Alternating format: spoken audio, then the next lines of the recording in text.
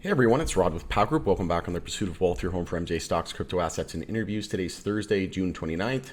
Hope you're having a great day. And in this video, I've got an exciting one for you today. Robert F. Kennedy Jr. pledges to legalize MJ and psychedelics if elected president. We know that he's a Democratic presidential candidate for 2024. So we're going to be discussing all that and more. Also got a couple other articles I want to share with you. Before we get to that though, make sure to smash like, help support me in the channel, and it doesn't cost you anything. If you're new, you can subscribe, tick the bell, you'll be notified on any future videos or when I go live. Just under 1,000 views now on the channel, so should hit 500,000 views by tomorrow, I would think. So thank you so much from the bottom of my heart. Love each and every one of you who have supported me along the way. Definitely wasn't easy, and I've gotten so much overwhelming support from each and every one of you over the years. So I really do appreciate it. Super grateful.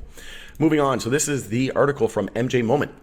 RFK Jr. pledges to legalize MJ and psychedelics using revenue to fund farms where people recovering from drug addiction can grow organic food.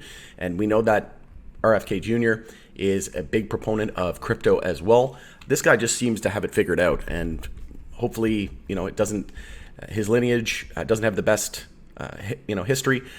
It's kind of sad actually. So hopefully, he doesn't end up, suffering from the same fate. But this man, I'm Canadian, so not to get political. I'm not, on any side of the fence or the aisle. I'm just a Canadian, and I'm just just giving my perspective and just speculating. But this guy seems like he has it figured out, and if there was anybody that I could vote for, it'd be this guy so far. And he's very, even with regards to crypto, he said that he's all about privacy and maintaining the rights of the human rights, and not using crypto for surveillance and controlling people and things like that. So he's very he's very free, libertarian type of movement, type of politician and person, which I really respect. And he just seems like he has common sense, right? And he wants to give people what they want. Like Ron DeSantis, I think he said that he wouldn't, he's not for legalization of MJ.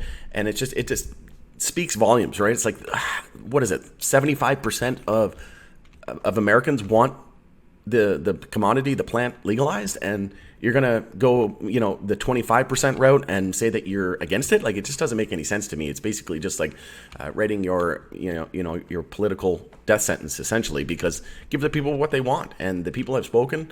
It's safer than a lot of people would prefer it over alcohol and tobacco, and those are poison. So why not embrace the medicine in the future? We know that HHS is currently reviewing it and could come back with a decision by the end of the year. We could see it rescheduled or even descheduled. We could see legalization of medical in the US at some point before the end of the year. I just did a video yesterday on Ukraine and how they're moving to potentially legalize MJ for medical purposes and to help with trauma and things like that from war and C-19, all of that stuff that we've had to endure and that we'll continue to endure as humans, right? We're always going to have certain events and things like that continue to happen. But I'm not going to go through this entire article just out of effort of time. And I'll place the article in the description, or you can Google it and read it on your own time. But essentially, Robert F. Kennedy Jr., a 2024 Democratic presidential candidate, says that he would legalize MJ and psychedelics if elected to the White House. And he'd tax both substances using revenue to create healing centers where people recovering from drug addiction could learn organic farming as a therapeutic tool. He also voiced support for freeing up banking services for the MJ industry, which we know safe banking could see a vote on the Senate floor. We've been told that we got enough Republican votes to get it passed. But as we know, we take it with a grain of salt because, we just can't trust Chuck Schumer and all these other politicians, because it's just been empty promises really since Democrats took control of the Senate and that run up into February 2021 highs. It's just been a brutal bear market. So again, I'm not really listening to what they say. I'm just watching what they do, right? And preparing for all scenarios. I'll continue to dollar cost average. If we go down, I'm okay with going sideways. I'll be patient. And if we go up, great. But from here, markets can do one of three things, and I'm prepared for all scenarios. So the candidate's position on drug policy reform had been vague around the time he entered the race, but it's quickly come into sharp focus as he promotes progressive policies that in some cases go well beyond the incumbent president, Joe Biden. So, again, like, how do people not think this is a good idea? Like, if you're advocating for something that 75% of the country is behind, well, then that's probably going to get you a ton of votes, right? Same with the pro crypto stance. Like, most one out of four might not like crypto, but like 3 out of 4 people you come across in the US, I would think, are very progressive and pro crypto as well. And this guy just seems to have common sense at the forefront, which unfortunately, common sense isn't so common these days. But I'm the more I hear him speak, the more I learn about him, the more I think that he has a serious chance of becoming the president in 2024. And I would welcome it. Like, remember when, again, not to get political, but remember that debate with Joe Biden and President Trump? I mean, that was just painful to watch. It was entertaining, and I'll give it that. But man, I was like, can we not have any of these people, please? I'm not getting on one side of the aisle. It's just like both were terrible, and like it was just an absolute embarrassment to politics. In my opinion, it was just such a. Anyways, again, I don't have any particular opinion on any side of the aisle. Personally, I don't even like politics at all.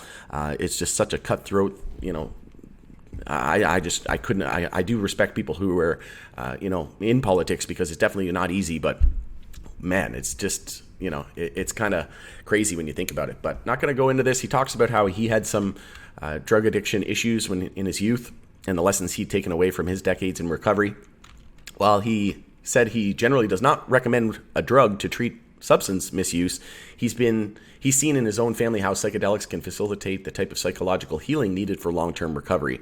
And we also seen that President Biden is very open-minded to psychedelic medicine, his younger brother says. And this is probably all coming out at the same time because, he wants to maintain his image. While a lot, like this is coming to the forefront a lot right now, right, with psychedelics and that type of medicine and treatment. So the fact that, we're seeing RFK Jr. mention it, and just, a lot of mainstream media and just psychedelics going mainstream is probably why he's even bringing it up in the first place. But the more I learn about this man, RFK Jr., the more I really think that he has potential and promise and could potentially become the next president of the United States. He'd have my vote probably if I was American.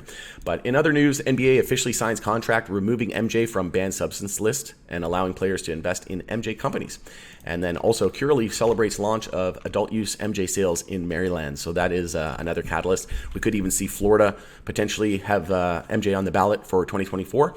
So I really do think that we could see a little bit more pain ahead, short-term pain before we see some long-term gain, maybe another month, maybe two of either more, downside, maybe one more leg down, if not sideways action until the fall, where I think we're gearing up for a massive rally here into the end of the year. But going then at there, let me know what you think about these comments from RFK Jr.